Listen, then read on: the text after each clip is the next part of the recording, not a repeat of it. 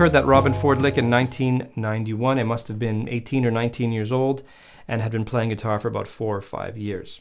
Now, up until that point, I was playing mainly in blues bands, and I had a handle on Steve Ray Vaughan licks, Eric Clapton licks, B.B. King licks, Billy Gibbons. Those are the players that I like to listen to. But when I stumbled upon this album, Talk to Your Daughter, it introduced me to a new style of blues guitar playing, and one that I was very much attracted to. It seemed that every lick that Robben played was super tasty, and his vocabulary was much different than the other blues players that I was listening to up until that point. Now, the lick in question comes from the track Ain't Got Nothing But the Blues, and was really impressive, especially to a young, impressionable guitar player as myself. Now, I had no idea what scales were being used. I had no idea what the chords were going on behind the lick, but I did know that I liked the sound and the feel of the lick. And I understood that this was the direction that I wanted my guitar playing to go into. Tasty, bluesy, jazzy, more of a mature style, which is pretty much everything that Robben's playing on this track encompasses. Now, it took me quite some time to get to this point. I am still striving, actually. I studied with many private teachers. I studied music in university, and I actually played this particular song at my final recital at school. But it was this lick on this track that pretty much changed the course of my guitar playing from that point on. All right, so now let's take a look at the lick. Click on the link to grab the tabs to follow along, and let's get started. All right, so before we take a look at the lick, let's first learn the chords. This will help situate the lick, and of course will teach us the theory behind it. So we're in the key of B flat. I'll play the chords first, and then we'll talk about them.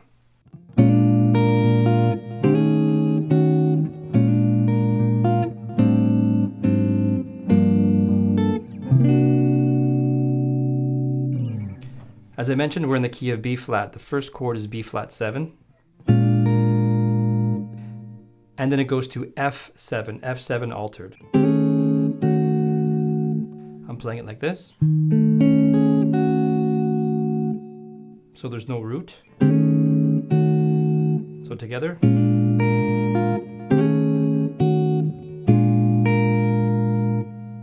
And then back to B flat. And then we have a 2-5-1 to G minor, which would be the 6th chord.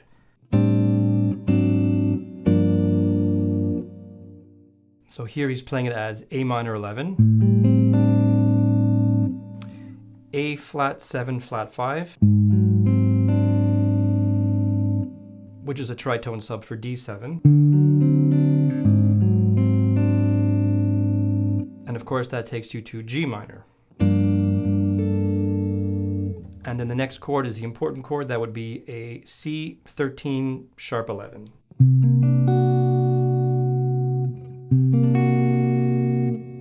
So I'll just play it one more time to put it into context.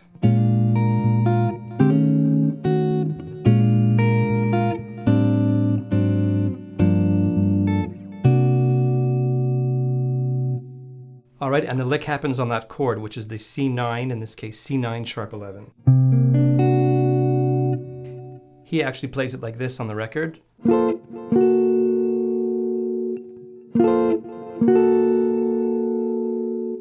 And this way he can get the dominant 7, the sharp 11, and the 13 in his voicing.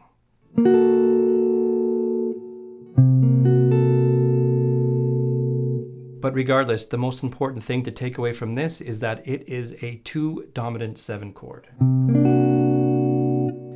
So the 2 dominant 7 takes these extensions very well, the 9, the sharp 11, and the 13. And the scale that is associated with that would be the G melodic minor, or over C7, it would be the C Lydian dominant scale.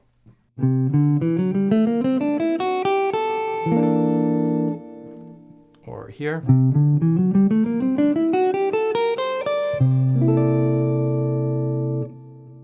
So essentially it's a G melodic minor scale, but starting on C.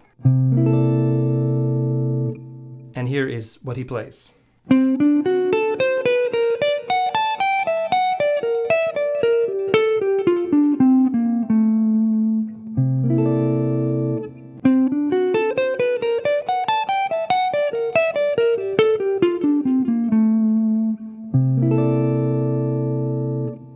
Okay, I'm going to play it slow.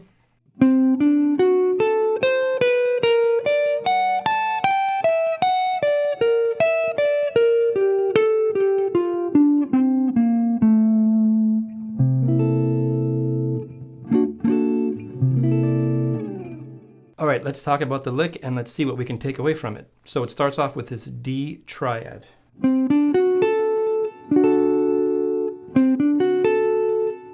So you might be thinking, why is he playing a D triad over a C7 chord? Well, if you play the triad a full step above, so in this case D, you get the 9, the sharp 11, and the 13 built into the triad.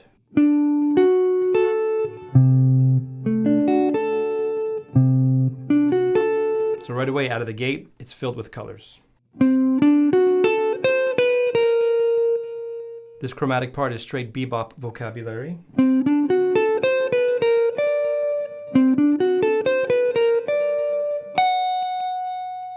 And here he plays the F sharp, which again is the sharp 11, colorful note.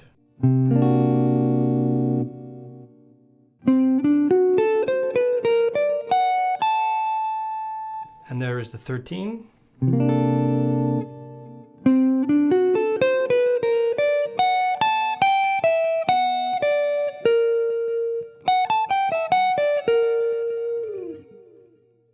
Again, this is what I would consider bebop vocabulary. And check this out. Here he goes down a D augmented triad, which when you relate it back to C, you get the sharp 11, the 9, and the flat 7. So that really outlines this chord well.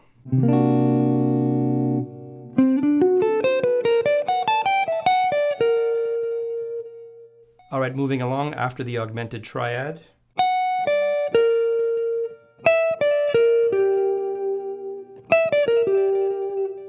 There is a G minor 6 arpeggio.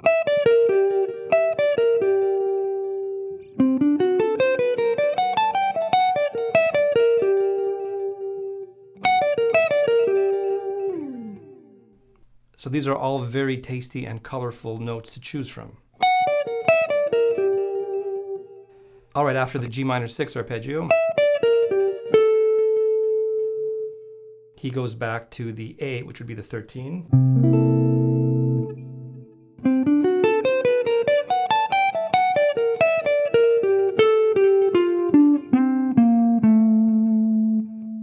And there he's finishing the line, playing mainly from the pentatonic scale.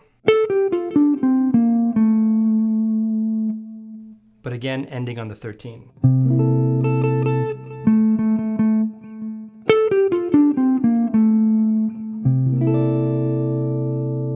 So one way to get the most out of this lick is to take small little fragments and incorporate those into your playing. So I like the triad right off the top.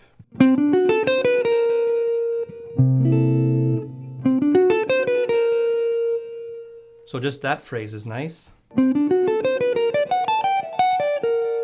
For me, that really is where most of the meat of this lick lies.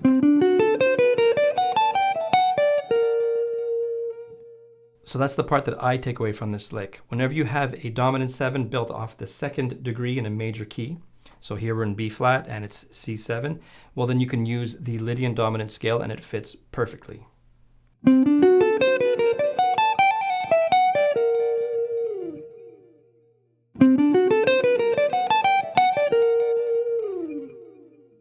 So perhaps if you're playing another song, the first one that comes to mind is The Girl from Ipanema, where it's F major 7 for 2 bars, and then G7 for another 2 bars.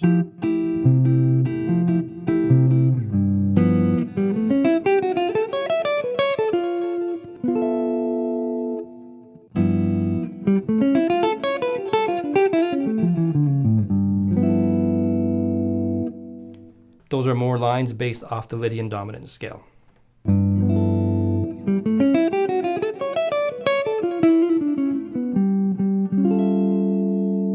Now, if you want to keep learning more licks in this style, I recommend that you watch this video right here.